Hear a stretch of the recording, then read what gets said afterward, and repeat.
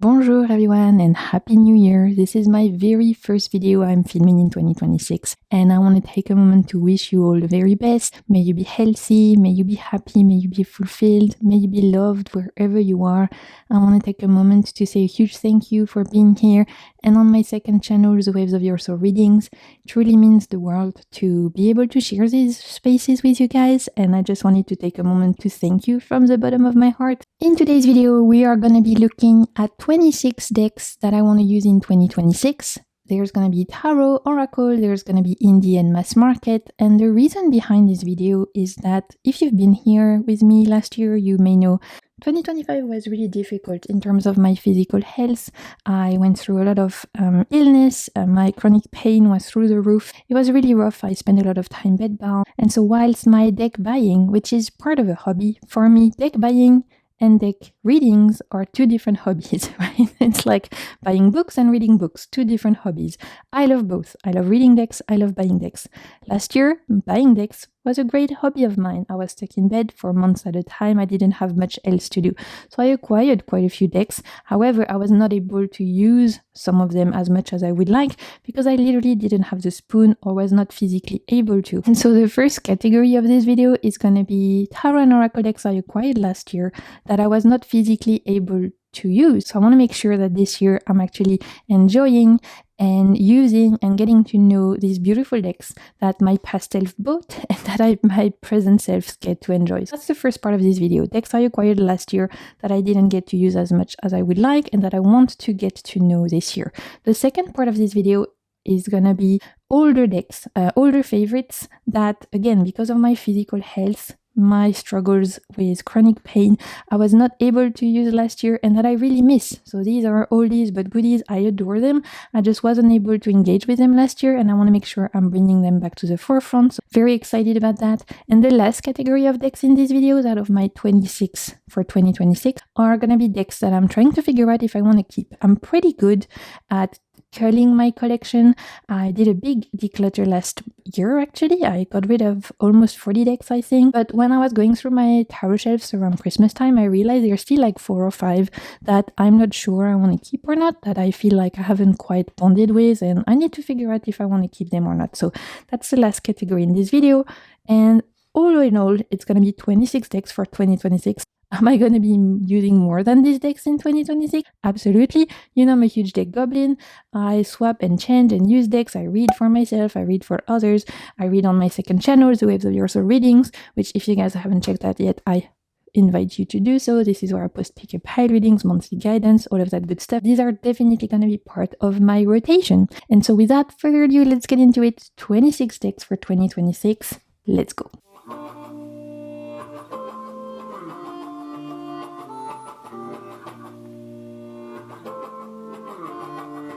So as I was telling you guys in the intro, deck buying and deck reading, two very different hobbies for me. It's like buying books and reading books. Sometimes you're in the mood to cozy in, read a good book and shut away from the world for a while. And sometimes you're in the mood to go to the bookstore and browse and find a story that you want to purchase and invest your time into. Those are two different hobbies for me. And it's the same with deck buying and deck reading. And I love doing both. So whilst last year my deck buying was very vivacious, as I didn't have much to do else than scroll the internet whilst I was bedbound, reading really suffered. So all these decks in this first category are decks I acquired in 2025, but I feel like I didn't really get to use them as much as I would like. We're going to start with the Serenity Tarot. I shared this one in a haul. I think I did an interview reading with this one and that's it. So this is why it is in this category. It's an indie deck. I found this one on Vermilion Collection. One I got at the time because it looked pretty and that was that. And I want to see if there's more than just this surface level aesthetic to it, right? So we're going to discover that. Comes with some extra cards, a couple of extra cards, the Seasons and Time Hourglass. And it comes with a guidebook, half in English and half in Chinese. You are going to see this one feels very whimsical, very dreamlike, and quite pastel-like in terms of the color palette. I think it would be a great springtime deck, to be honest. And where I am right now, we're in the middle of summer, so this one feels almost a little bit too subdued for this time of year. It doesn't feel quite right in terms of energy, but I can feel that when it will come to me entering more like autumn or springtime where I live, this one could feel a lot more appropriate with the energies, as it feels like a very subdued deck. It doesn't feel like a deck that shouts. It feels like a deck that's really is more of a whisper, if I can say that. As you can see, it's really pretty. It feels very whimsical, and it's RWS coded. I would say almost a clone. I got it at the time because I was doing a Vermilion Collection order, and if you got 3 decks, you were getting a discount. So I was like, let me get something that I know will be easy to use. And at the time, I thought, if I don't bond with it, this would be a great gift that I can make to one of my friends, as it feels very beginner friendly. So if I know someone who wants to learn the RWS or something, with this would be a great one, as it's really sweet. I mean, I especially love the wand suit, as all of the wands people have little antlers, which are adorable. I'm most likely going to be using it on my pick a card reading channel, as it's always a good way for me to figure out if I want to keep her deck or not, is using it for other people. So that's the Serenity Tarot. I think it carries its name really well. Feels like a very quiet, calm, soothing kind of deck. Let's move on to an oracle deck that I got last year that I don't think I used once. And this is where you guys get to throw stones at me. It's okay, I'll take it. You can shout shame in the comment. It's fine. I will take it because it's true. I'm here bearing my soul to you guys and admitting that I bought a deck and didn't use it. Here is the Mercury Oracle. I got this one on Artisan Tarot. I think it was a Kickstarter that I missed, and then Artisan Tarot had some copies of it. This is a 88 Oracle deck, and at the time I was super pumped when I got this one because I had been looking at it and I was really bummed out I missed the Kickstarter, but I received it when I literally was in one of my worst times in terms of chronic pain, chronic illness, and so I put it on the side, because especially the size, as you can see, it's square, and at the time my hands were really painful, so I literally I couldn't hold it properly, and I put it on the side and didn't really revisit it. So that's what we're doing this video for. We are gonna make sure this year that we're actually using it. A full page for each of the card. I think there's expansion packs you can get for this one as well that are based on animals and the zodiac sign. And as you're gonna see, the cardstock is linen, by the way. I don't know if I said that. And as you can see, it's like one image and one keyword at the bottom. So here we have activate your intuition. This one says retrace your steps. Maybe I did use this once. I might have done one reading with it, but you know, I mean, that doesn't even count, right? I think one reading is really not much. You've got the planets in this one, and it's all in this really bold, bright, super cool, quite graphic design, as you can see. I was thinking of pairing this with a Tarot de Marseille. I think it would be quite cool, so I need to try this out this year. I'm excited to try that. Striking graphics, quite modern. Now that my hands are doing better, I can actually physically hold the deck, which is great. The guidebook feels very I would say more psychological / spiritual in essence. You know, you can tell from even the keywords, things like return to love, struggle through. This is not a deck for divination at all. It's more of a deck for personal development, spiritual path, psychological reading, things like that. And so I'm really excited to read with this year. I'm actually so glad I purchased it. Feels like my past self gave my current self a great present, as this is one of the decks I'm most excited to use this year. Like I said, I think with my Tarot de Marseille would be great, but I'm also thinking of pairing it maybe with Tarot by Caro, which also has those very like bright, bold colors. Let me know if you guys have this one, if you have any pairing ideas you can think of, as I really am excited to get to know. As you can see, here is another of the planet cards. So super excited to get to know this one. One I also am excited to use for you guys on my second channel. And so that's the Mercury Oracle. Last card is Clear Your Mind. Let's talk about a mass market deck I got last year that I feel like I didn't get to know yet properly, so I'm excited to use it more this year. It's the Ukiyo Tarot. It's by Pietro Torino, published by Lo Scarabeo. I think the reason why I didn't use this one much is because I was very disappointed with the cardstock, so I was feeling a little bit petty But I got over it, as you know, I always do. So I decided, you know what, I really love the art style. Just because the cardstock is a bit shy, it doesn't mean that I won't be able to enjoy using this deck. Here are the backs. I have discovered from speaking to you guys that it's very likely that there were 2 printings of this deck, as some of you said that you had really okay cardstock, like cardstock that felt, you know, sturdy and fine, very much similar to past Los Scarabeo decks, whereas for me this feels super thin. Like, this is one of the worst cardstock I've ever gotten in a deck in terms of thinness, and I've never had that issue before with Los Scarabeo decks. It seems that there was 2 printings, that some of you guys had the shitty cardstock like I did, and some of you guys seem to have the normal Los Scarabeo cardstock that is normally really good. So I don't know, it's a bit of a hit and miss, this one, but the art is gorgeous. And now that I've gotten over my pettiness over the fact that this cardstock is rubbish, I actually want to enjoy it, because come on, look at this beautiful art style. This is one I think that, again, very RWS coded, really striking. It's giving a little bit anime, it's giving a little bit of that Japanese inspiration, obviously. And I think particularly the court cards in this one are successful. I think the court cards are really, really beautiful. If I try and find another page, look, the pages are just really stunning. So court cards in particular in this deck, I think, are my favorite. Look, the Queen of Wands is gorgeous. Let's find another one, the King of Wands. The Knight of Cups is beautiful. So yeah, I'm excited to actually use this one. I think this is one of those that I can see myself using for many different things. Feel like it's gonna be quite versatile when it comes to readings. I might even take it to my friend. She wants to get a year head reading tomorrow. I'm meant to see her, so I might take this one. I think she will enjoy it, and so I can report back to you guys once I've done that and tell you how it reads. So I'm going to start putting in practice what I say. I'm going to take it to my friend tomorrow, do her year ahead reading for her with this, and so I'll be able to tell you guys how it worked for me. Continuing with Le Tarot des Enfants Terribles by Yena. This is an indie deck that was created by Yena, or Soul Shadow Tarot on YouTube, but that was printed or sold by Salon des Arcanes. I don't know if there are still copies left. You can, at the time, all of 2025, this was available for purchase on Salon des Arcanes, but I don't know if it's still available or not. We had a ton of extra cards on this one. I think we had 100 cards in total, so there was a lot of extra choices. You could build your decks the way you wanted. And as the name suggests, Le Tarot des Enfants Terribles, literally the tarot of naughty kids, is a deck about childhood nostalgia, the 80s, the 90s, and our favorite animes and toys of that era.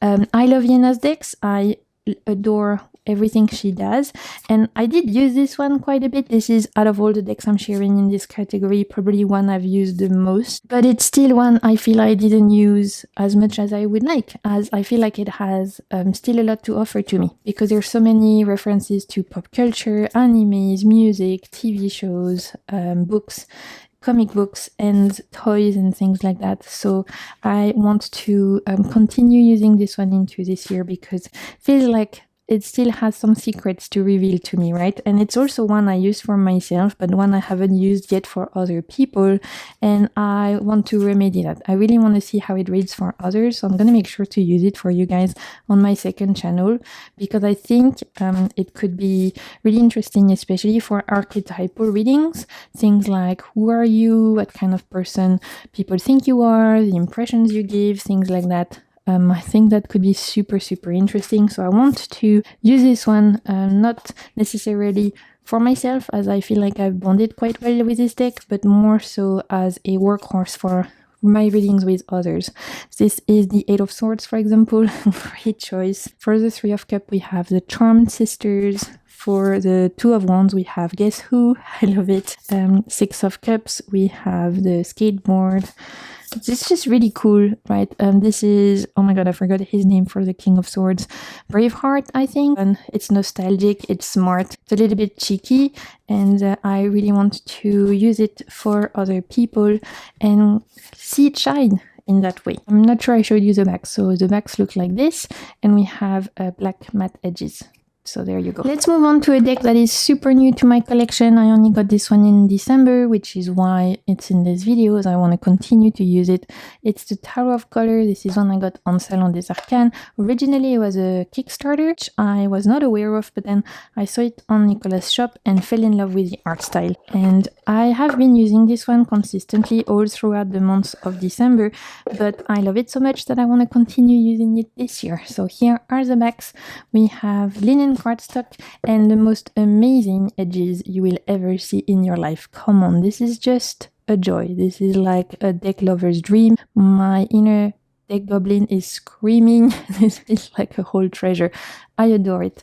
As the name suggests, Tarot of Color, this is a deck that is dedicated to the use of color and the meanings of color, and you can really see that in the minimalistic figures that are all within these colorful watercolor images. When I looked at the Kickstarter page, Kickstarter campaign, after acquiring this deck, I saw that the process for the creation of this one was that the creator's daughter did watercolor for each of the card, and then it was digitally enhanced later on. So I saw some people say it was AI, but it's not AI. It was created, first by hand and then digitally enhanced, for those of you who like to know those things.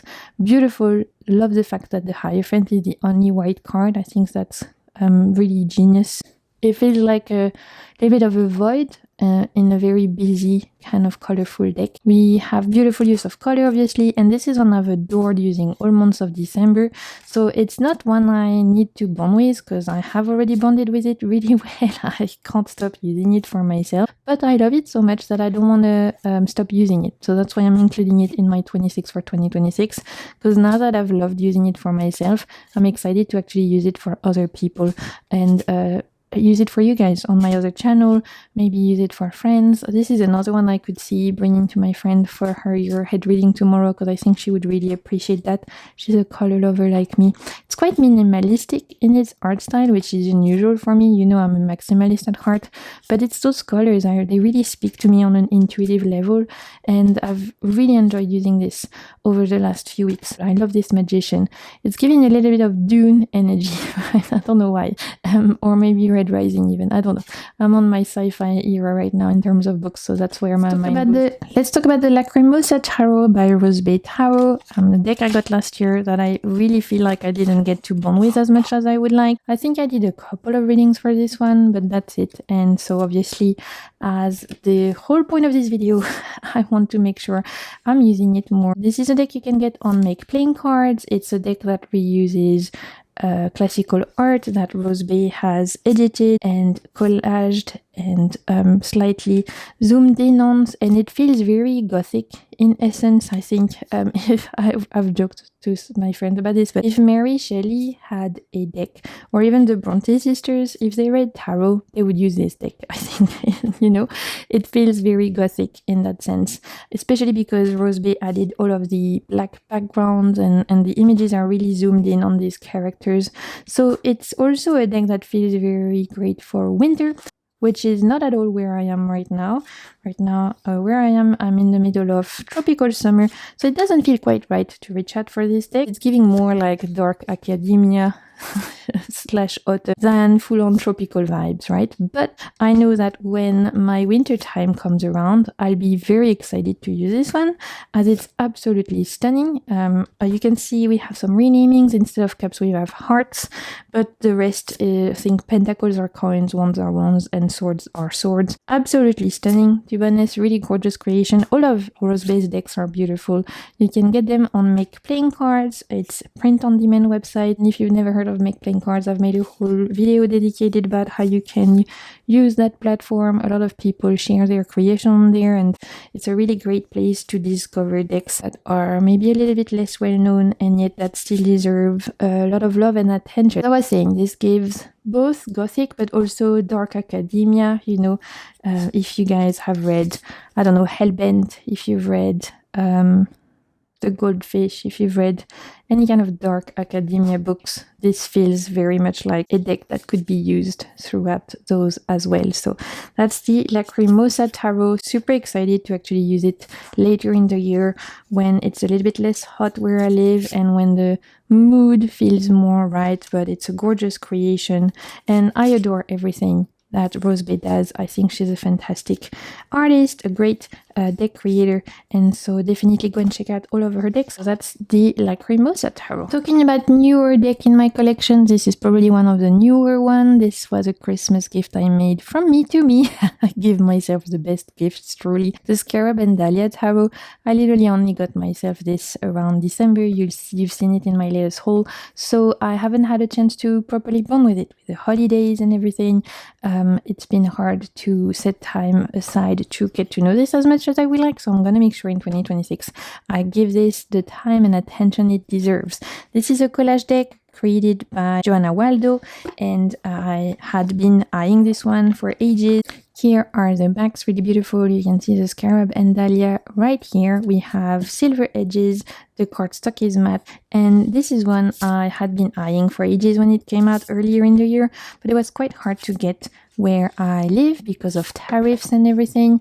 And then Nicolas from Salon des Arcanes stocked it, so I got it at the same time as I got Tarot of Colors, and I'm really happy I finally have it in my hands. We have several lovers cards, we have 2 death cards, so there you can definitely make the deck your own. Feels quite bold in essence, and yet compared to other collage decks I have, it's not the most crowded or busy, right? I definitely have busier collage decks. I think for people who want to get into collage decks but don't want something too crowded, this would be a great option. It feels very intentional in the way that the images have been collaged and put together.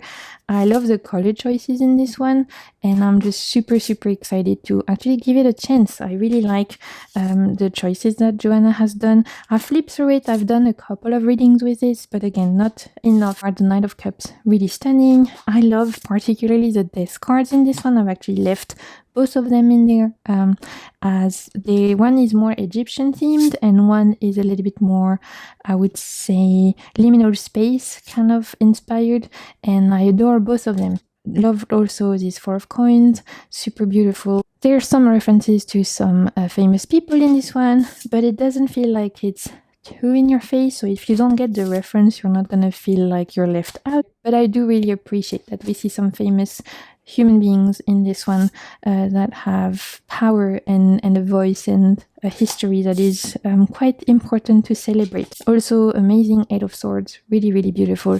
This is a very popular deck, I think, in the tarot community for a good reason. I mean, it's absolutely stunning. When I shared this on the channel, a lot of you guys said you had gotten this one as well and loved it. So this is one I'm definitely going to continue to use for myself, and then I'll move on to doing readings for you guys on my other channel as well. So that's the Scarab and Dahlia, really gorgeous indie collage deck. Let's talk about an indie oracle deck that I feel like I didn't get to use as much as I would have liked last year, and that's the Endless Oracle by Eric Mai. If you haven't watched my favorite oracle decks of 2025, I'll make sure to leave it in the card somewhere. I had one deck from Eric as part of my top 3 favorite oracle decks of 2025 actually, and I loved that other deck so much that this one ended up falling through the, I don't know what the proper English saying is, but you know what I mean. This one ended up falling through because I loved his other deck so much. So 2026 is going to be the year of the Endless Oracle. Look at this gorgeous box first off. This is one I think there's expansion packs for, if I'm not mistaken. I actually got this one as part of the Kickstarter campaign for his other decks. You could purchase his previous creations when you backed his newer one, so I picked this one up at the same time, and it's super cool. It's literally everything I love. It's based on archetype inspired by fantasy, which literally is everything I adore, right? I love archetypal readings, I love fantasy books, fantasy movies, I love bringing, and I love fantasy decks, I love bringing fantasy concepts into my reading, so I'm very shocked I didn't use this last year. I really think, honestly, it was purely because of my health issues. Otherwise, this is such up my alley. It's everything I adore, honestly. I love the idea of bringing fantasy concepts and archetypes or even landscapes into your readings. And so on paper, this is everything I would love. And one of those decks I'm sharing today that I'm the most excited to bring into my readings, as I can already tell I'm gonna love this. I just needed to have the energy and the spoons to actually give it a chance, right? We have some objects, some places, some beings, there's a bit of everything. I think if you put the cards together, they match, right? Or am I making this up? Let's see. I don't know. I feel like I saw that. It's in this very recognizable art style from this creator who has done also, I think there's an Endless Tarot now. I didn't back that one because I hadn't used the Oracle. I was like, come on, Marine, use the Oracle first before you get another deck, right? But it looks gorgeous and I could see myself potentially with time getting the tarot that goes with it. He did the True Sight Oracle, which obviously, I love because it was part of my favorite Oracle decks of last year. So really interesting concepts every time, unique Oracle decks, I think, and one I'm super pumped to finally give a chance to. So that's the Endless Oracle, really cool kind of little archetypal fantasy inspired deck that I'm very excited to use for myself first, and then that I will make sure to again use on the second channel. I've got ideas of readings I want to do around this one. I've got 3 more decks in this category of Tarot and Oracle I got in 2025 that I didn't get to use as much as I would want, and then we'll move on to either decks I'm trying to figure out if I want to declutter or not, and also all these but goodies decks that I love and adore that I just didn't get to use last year. So still part of those newer kind of ones I want to get to know better is the Children of Ostara Tarot. This is an indie deck I got on Kickstarter last year. This is by Alexandra Huntington or Xia Hunt, and honestly the main reason why I didn't use this one is because I bonded with the Children of Lisa so much so that if you've seen my best tarot decks of 2025, if not, I'll leave it in the cards. It's very, very high up in my favorite decks of last year. I bonded with it so much that I ended up not using this one as it felt too similar almost, even though they are both inspired by different things. So the Children of Ostara is inspired by plants.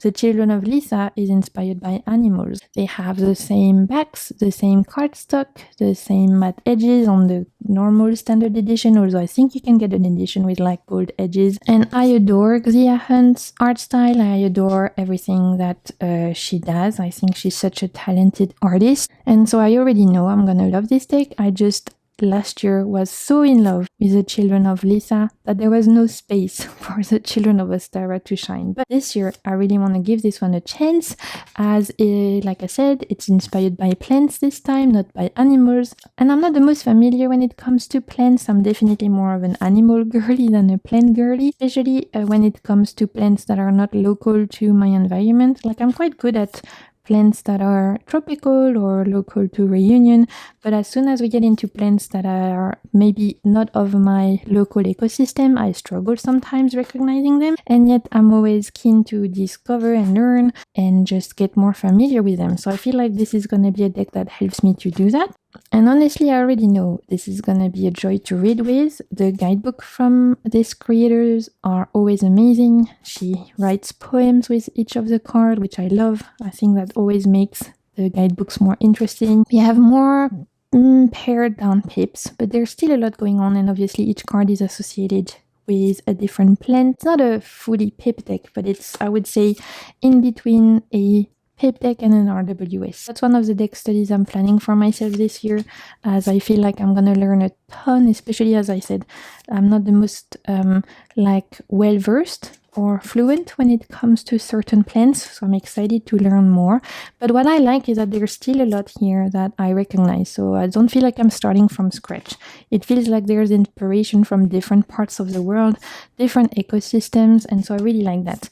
Makes me feel less like I'm clueless, And come on, look at this gorgeous art. I can't get over her art style. It's just so beautiful. We have the Emerald Papyrus. I've mentioned I wanted to work with this one because I really truly didn't give it a proper chance last year in my end of year tarot tag. If you haven't watched that video, I'll make sure to leave it in the cards. This is a deck that is truly stunning. It's an indie creation. The box is absolutely stunning. It comes with a huge chunky book. I wouldn't even call it a guidebook. It feels like a proper book. As you can see, full color. We have keywords. We have associations for each of the card with astrological planets. We have mantras, and we have upward and shadow meanings.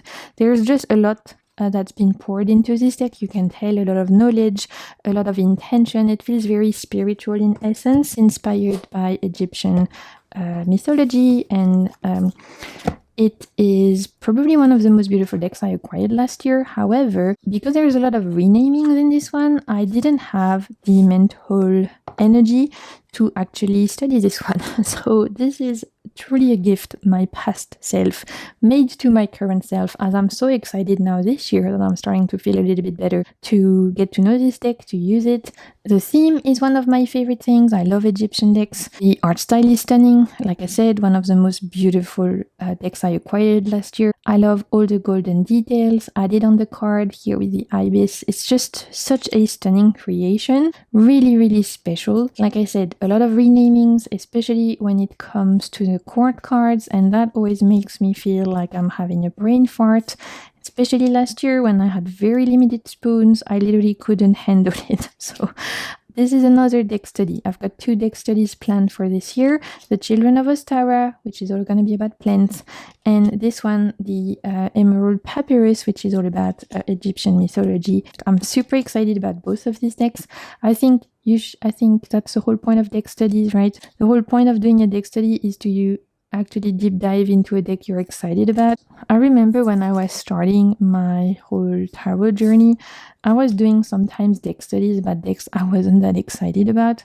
And I remember thinking, why are you doing this, Maureen? Like, this is not for you, right? I've learned over the years that if you really want to enjoy to do a deep dive, you should pick a deck that you're super pumped about. It sounds logical, but sometimes, we get in our own way. We put ourselves some pressures or feel like we should do something because we see other people doing it, or because we feel like it's something we have to do, when truly, really, you should just do you, boo. You can see we have renamings of the suits as well. We have wings, we have vessels for cups, we have discs for pentacles, and we have columns for wands, I think. I need to get to know it, and the court cards are where it gets fuzzy for me, so this is why it's gonna deserve some time. This one, we have Oracle, Queen, Priestess, and Goddess. I already know I'm going to need a cheat sheet for this, as I'm the worst when it comes to renaming. I can never remember them, especially when it comes to the court card. But when a deck looks this good, I can make the effort, because come on. Let me know if you guys have this one. I think I don't see it a lot. This is one of those indie decks that seems to have gone a little bit under the radar last year, and yet for people who love the Moonchild, for example,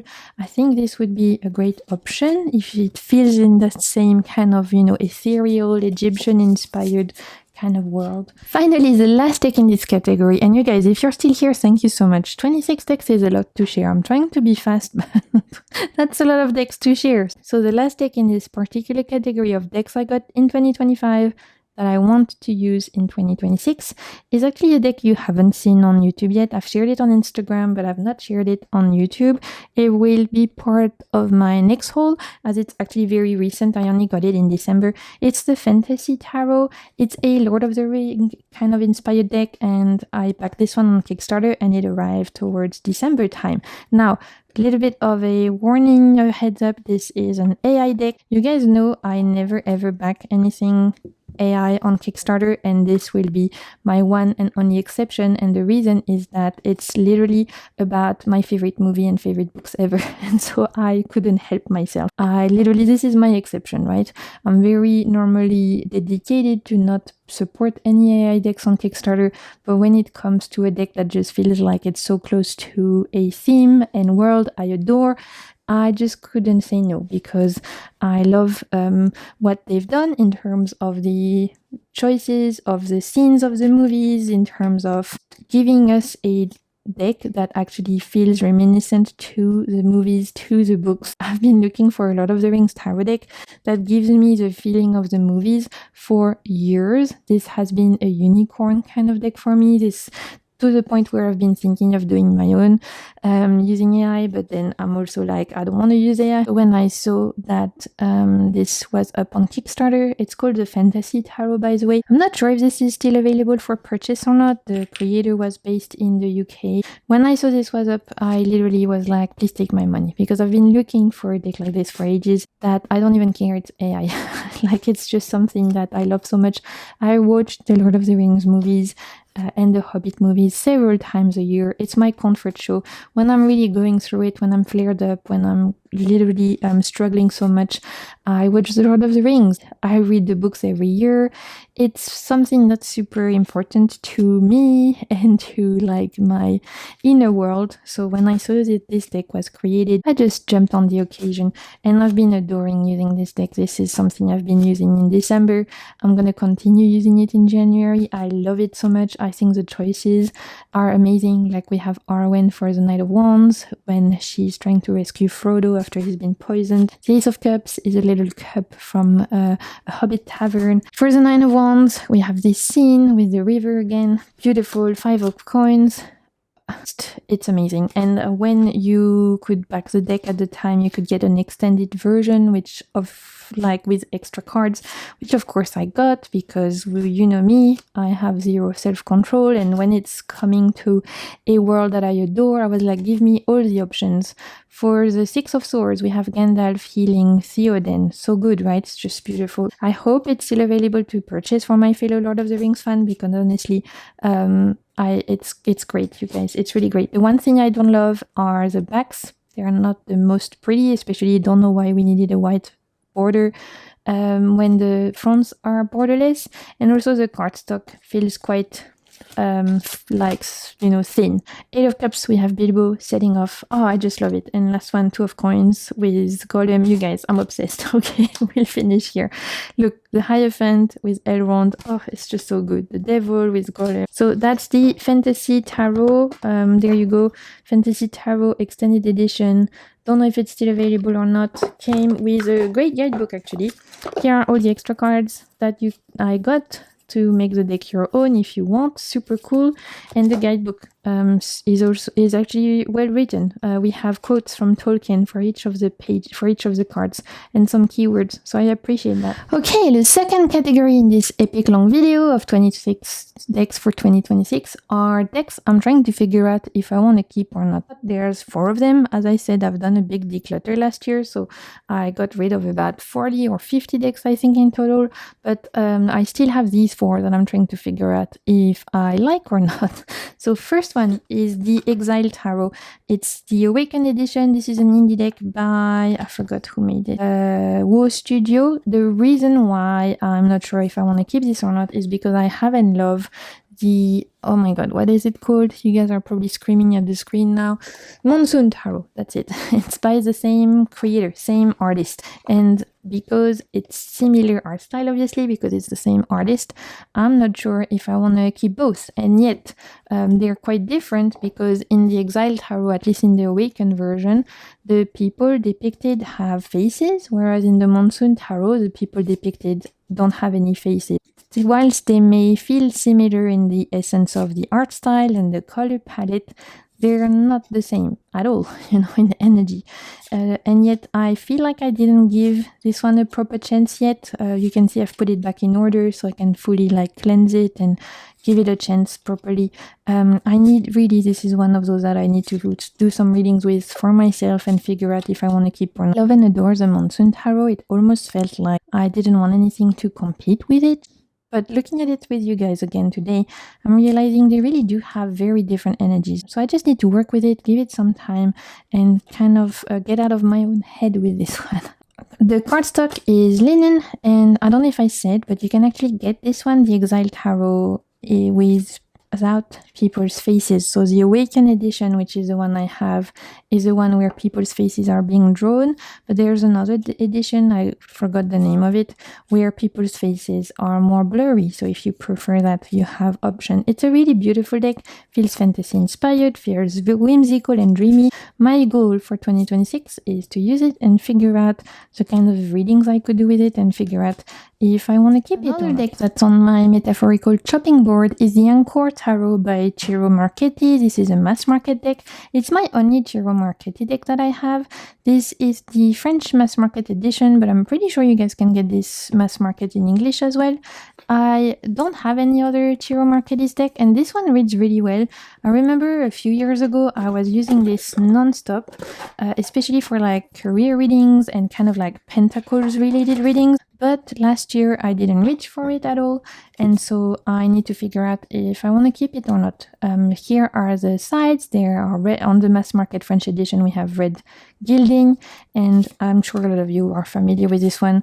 Again, I don't have any other Tarot Marketis deck, so that makes me think I probably should keep this one, you know, from a collection point of view, especially because I remember I had really good reading with this when it came to like career, finances. I did some readings for others, for my friends specifically, that are coming back to mind now that I'm shuffling it, that were really potent and quite like telling, but I didn't reach for it at all last year, so I need to figure out if I still enjoy it or not. I think this is one I'm gonna use for you guys on my other channel, the Waves of Your Soul readings, so I can see if I like actually enjoy reading with it or not.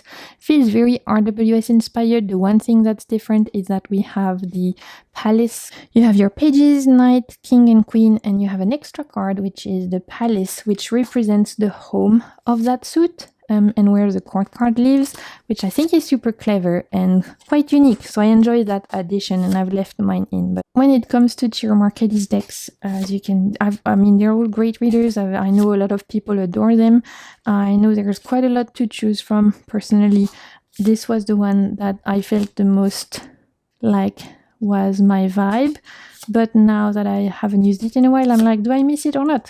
This is what we're gonna discover this year, right? But let me know if you have it, if you like it, what kind of readings do you guys like to do with it. Another deck that is potentially on the chopping board is the Spiral Oracle by Lily Acuna. This one is absolutely stunning, but I haven't really reached for it in ages, so this is why it's here. I need to figure out, am I keeping it because it's pretty, or do I still really bond and vibe with what it has to say?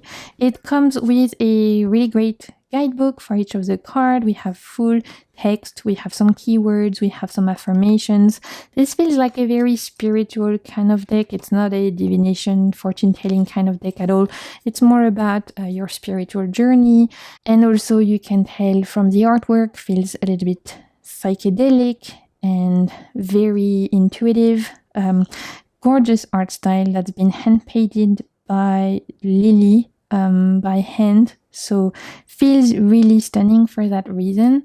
Quite special, the idea that someone would take so much time hand painting everything. But in the last couple of years I haven't really pulled it out much, and it's almost like I'm not sure if I'm still vibing with this cosmic psychedelic kind of energy, even though I really do love and appreciate how beautiful the art style is. So that's the main reason why it's on this list. I need to figure out, do I still like and vibe with the messages?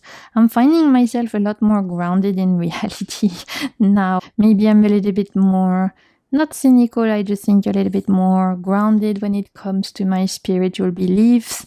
I am definitely not so much resonating with things like star seeds and all of that vibe. It's not me at all. I have my 2 feet on earth. I very much enjoy and appreciate spiritual talk and woo-woo talk, but when it gets a little bit too cosmic-y, sometimes I get a bit lost. So this is where I need to figure out if this is still, you know, something for me. I don't really see this talked about a lot. Let me know if you guys have this one, if you enjoy it. The last tarot in this category of decks I need to figure out if I want to keep or not is the Tarot of Oneness. This is by Robin Voisey. It's an 84 cards tarot deck, and this is a deck I'd been lusting after for ages, and then I got it in my hands and it was like crickets. Has that happened to you guys before? I'm sure I'm not the only one. You lust after a deck for ages, you see people using it, every time you see it you're like, oh my god, I really want it, and then the day you get it in your hands, not much happens. That's what happened with me in this deck. There was so much like excitement for it, and so much like, I don't want to say expectations, but yeah, I guess maybe expectations. And yet by the time I got it in my hands, it felt like our relationship had fizzled out before it even started. So Here are the backs. We have beautiful peach matte edges. This one is very popular in the tarot community. It's giving you that POV where you are in the first person, so you're seeing everything from a first person POV. Really beautiful deck. I know it reads like a dream because I'm always seeing people read with this on pick-up pile reading. I think it's super popular in the tarot community and it's really beautiful and I love the choices, but I haven't really bonded with it properly. Like I said, when I got it, I've done some readings with it. It was okay, but it is possible that I was also not in the right headspace for it. Sometimes that's the case, and that's why I want to give it a second chance this year. Sometimes you get a deck, it's just not the right time. There's some cards that I really like this Four of Cups is probably one of my favorite Four of Cups I've ever seen. I think it's extremely smart. I am very conscious that it could be that it wasn't the right time when I got this one. Maybe it wasn't its season, maybe it wasn't its time, and that's why I want to make sure I give this another chance before I get rid of it, because I don't want to regret, right? This is a deck I had been lusting after for a while, so I obviously, there was something there. The fact that I wanted it, it was obviously calling for me for a reason. I just maybe need to give it a second chance and see if it speaks to me or not. Okay, the last category of these videos are actually oldies but goodies. These are decks that I've had for years, but that I haven't used in a while for a reason or another, and I really miss them, so I want to make sure I am incorporating them in my practice for 2026.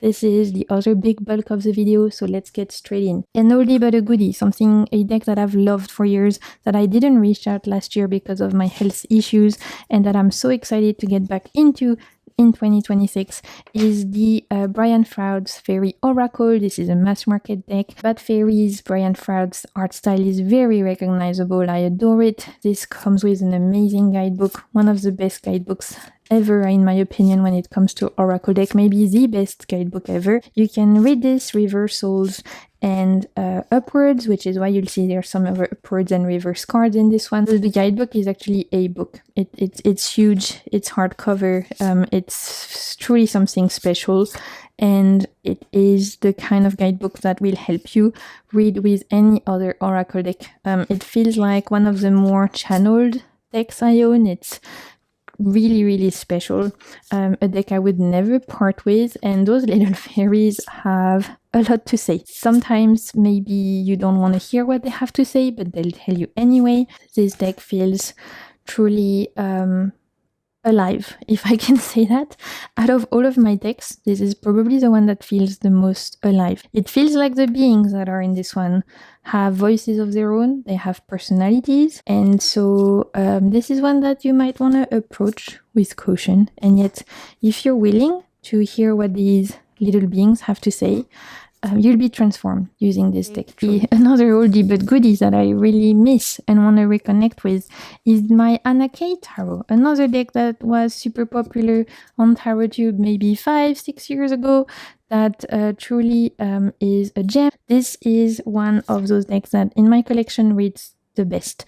It's one of my best readers.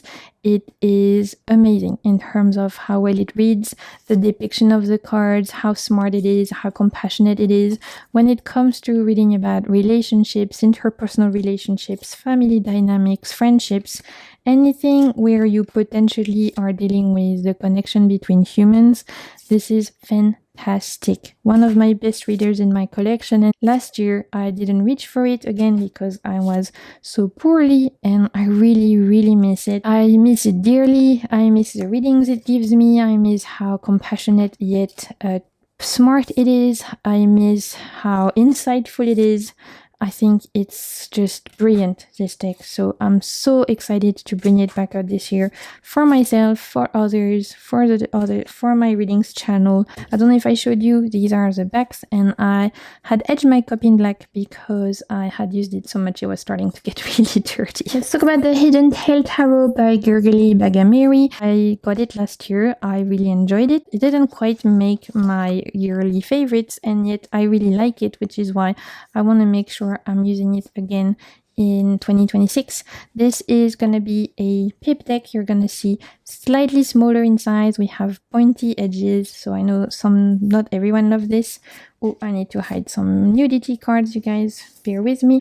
Beautiful historical kind of renditions. I love Gergely's art style. I love especially how he portrays facial expressions. You can get this one on Etsy. He does a lot of like Tarot de Marseille, tarot keys, and just reinterpretation of traditional decks. And when it comes to pip decks, this is the one I want to pull out for the start of 2026, the first trimester, I will say. I really want to read with this one as I miss it already. Even though I enjoyed it last year, I really miss it. It feels nice to read with. Whilst it's a pip deck, it has some, little images in the background, so you're not completely left to your own devices. Like the 10 of Cups, you can see it's giving happy, right? For the 5 of Pentacles, we have the church in the background, so you're not left completely to your own devices. It doesn't give like straight up pips. 6 of Pentacles, you have the scale, so I love that because I like reading with pips, but I'm still an RWS girly at heart, and I just adore this art style. It's gorgeous, really, really beautiful, and I wanted to share that because I don't see a lot of people sharing this deck, and yet it's really stunning, I think. Our backs are very simple, and the cardstock feels more like paper, so that's something. If you guys don't like thin paper, you won't enjoy this one, but if you like historical renditions, then I think you'd really adore Gergely's art style. Another oldie but goodie, the Pulp Tarot, another deck I didn't get to use last year, and yet I adore it. It's so fun. It's by Todd Alcott. I'm not sure if this is considered indie or mass market. You guys let me know, because it is printed by the Unemployed Philosophers Guild, and you can get it on places like Amazon and stuff like that. And in terms of prices, it's giving more mass market prices than indie prices, so I'm not 100% sure.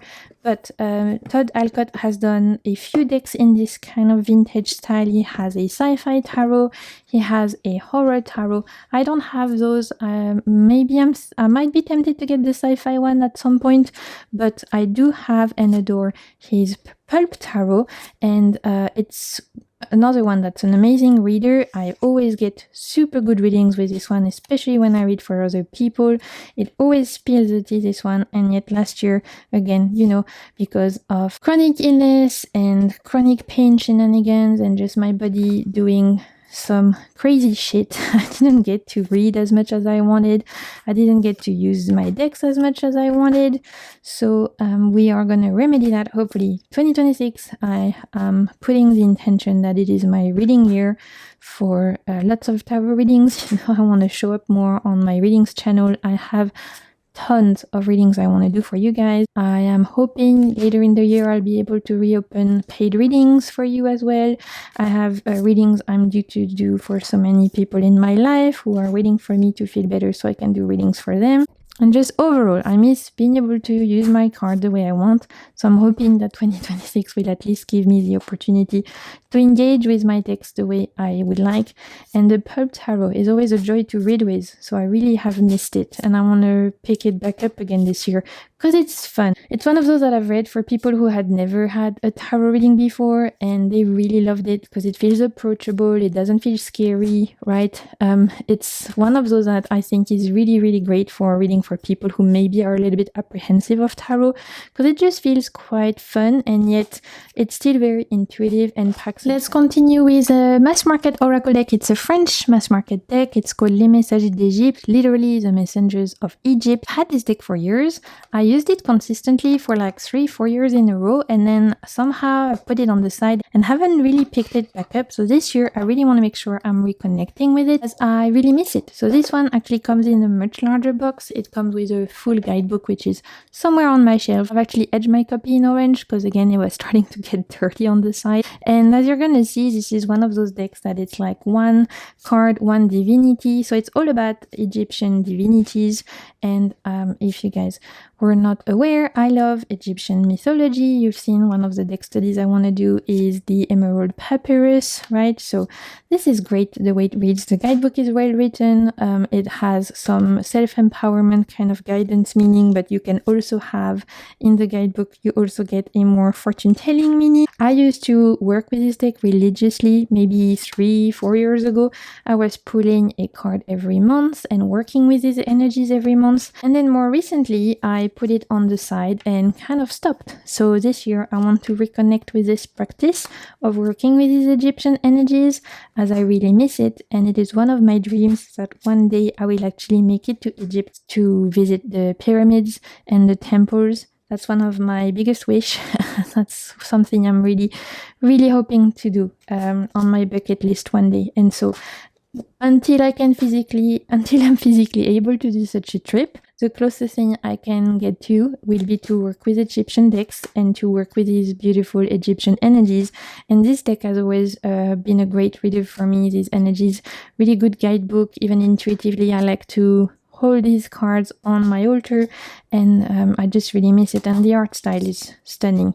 If this person ever does a Greek mythology deck, I would purchase right away, because come on, look how beautiful. In a similar vein to the last deck I shared with you, we have the Dark Goddess Tarot. This is a mass market deck.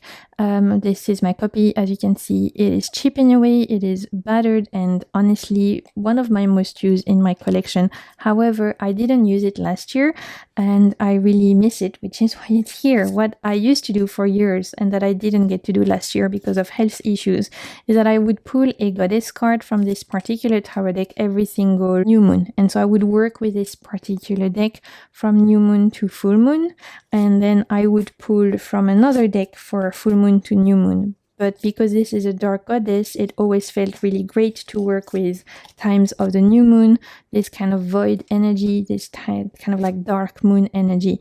And this one, particularly the guidebook, is absolutely fantastic. I think this is one that a lot of you know and love. The guidebook is profound, it's meaningful, it's potent, it is bold, it's healing, it's a celebration of the divine feminine in all of its form, from maiden to mother to crone. Goddesses from all over the world, and truly one of the best decks in my collection. I just was not well enough last year to kind of keep this moon and new moon and full moon practice as I normally would. And so this year I want to make it a commitment to myself to connect back again. I commit to this habit, this kind of like sacred ritual I have for myself. And so this deck is very key to that. And we have La Santa Muerte for this, one of my favorite cards. Really, really special deck, super beautiful. If you guys have any interest in working with goddess energy, this is one of the best decks out there in my opinion, truly. Another mass market deck I love and adore and really miss as I didn't pull it out last year is the Golden Tarot by Cat Black.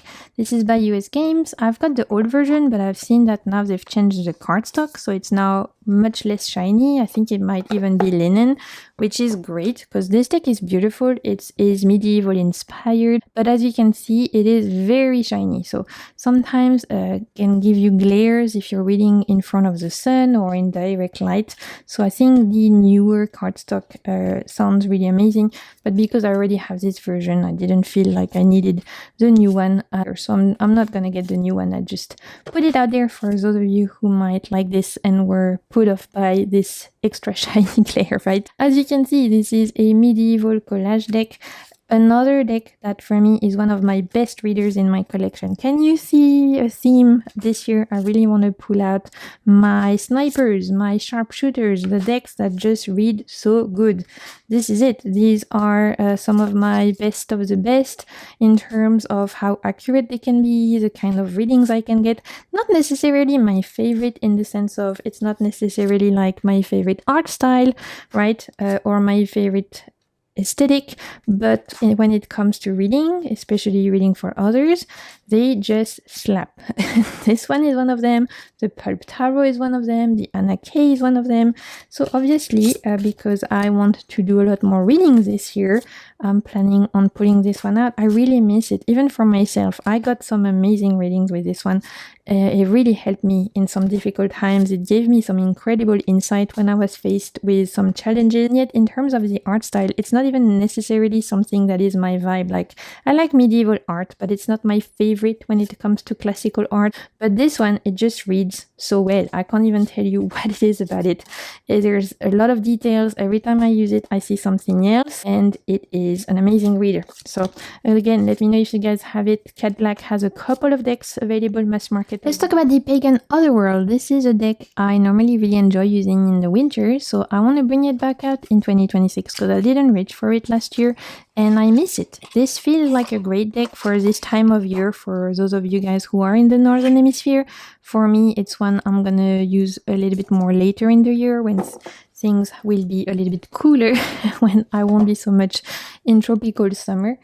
Here are the backs. It's got linen cardstock. This is a very popular deck, I think, when it comes to indie deck. It's also an OG when it comes to indie deck. I think it was one of the first indie decks that kind of took off. It feels quite pagan, obviously, in essence, and hence the name. It has this, I think, quite wintry energy because of the color palette, because of the art style. The pips are a little bit more pared down and minimalistic, and yet they're really stunning.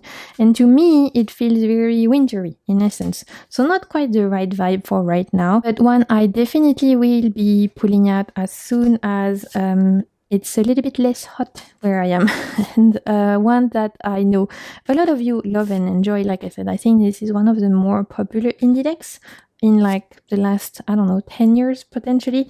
It's really stunning. Whilst it's a modern deck, it feels like a deck that could have existed a century or two ago, which is why it's very special. And I honestly think the art style is truly special. One of the more beautiful decks in my collection.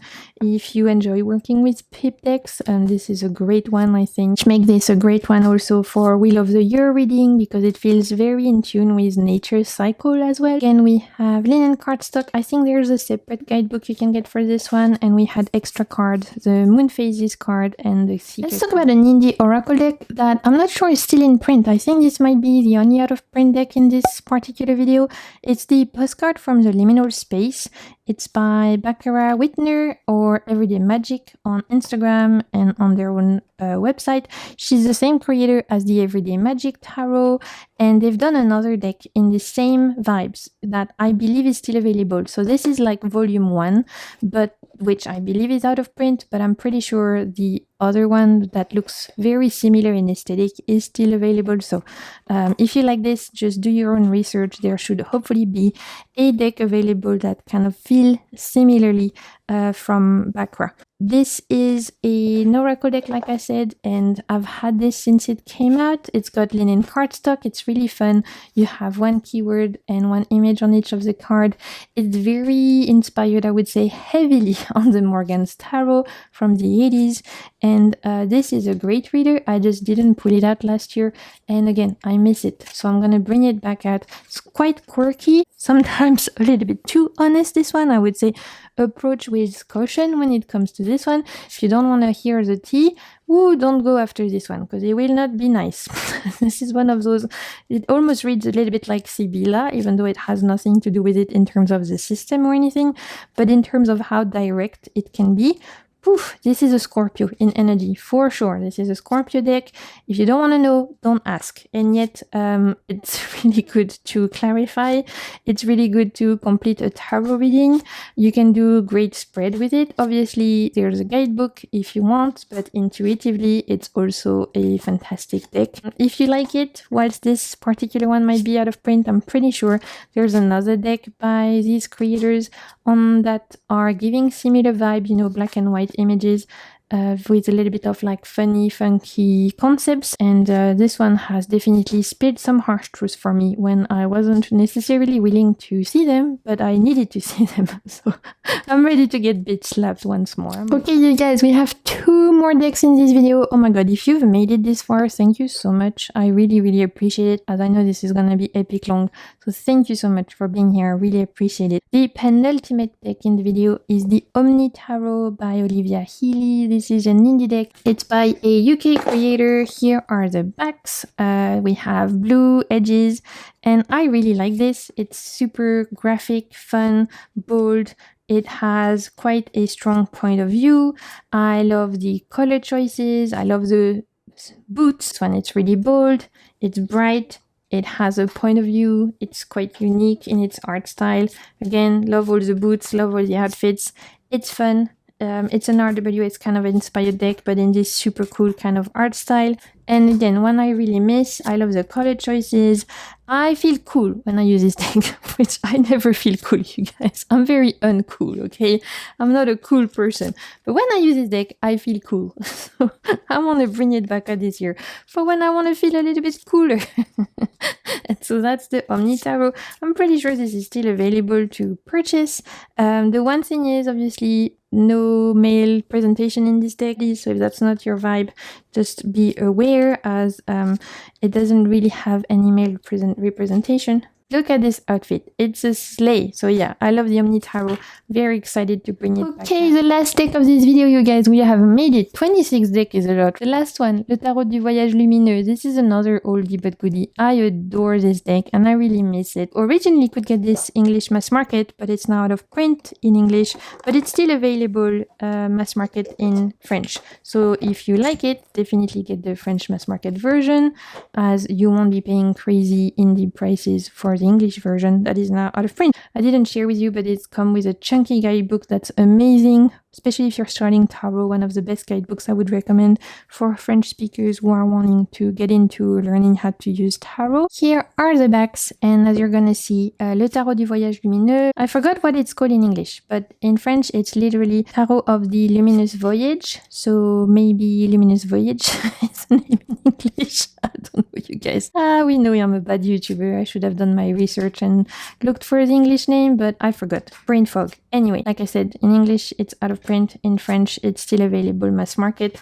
I adore this one. I love the art style. I love the color choices. I love the whimsical, almost fairy tale like people in it. It's amazing. The guidebook is great. I just adore it so much, and I really, really miss it. This is one that always brings me comfort, especially when I'm reading for myself. Also, I would be very happy to read it for others as well, but when I use it for me, it just brings me like a hug. This is a hug deck. It feels kind, it feels gentle, it feels soft and compassionate and empathetic, and it's just a joy. It's bright and happy, and yet, you know, will still give you the messages you need.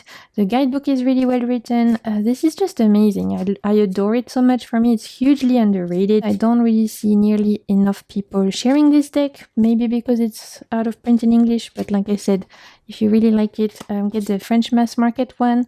You won't have any issue recognizing the cards. I think it's very intuitive, beautiful creation, and one I really miss. So I'm so happy to use this one. This is one I'm actually going to leave on the side and use in January already, because it feels perfect for this time of year. Those bold colors, yellow, orange, and red, feels perfect for the time of year I'm finding myself in right now. So that's the last deck I wanted to share with you guys today, out of my 26 of 2026. Thank you so much, first of all, if you've made it this far. Let me know in the comments what are the decks that you guys are planning on using this year.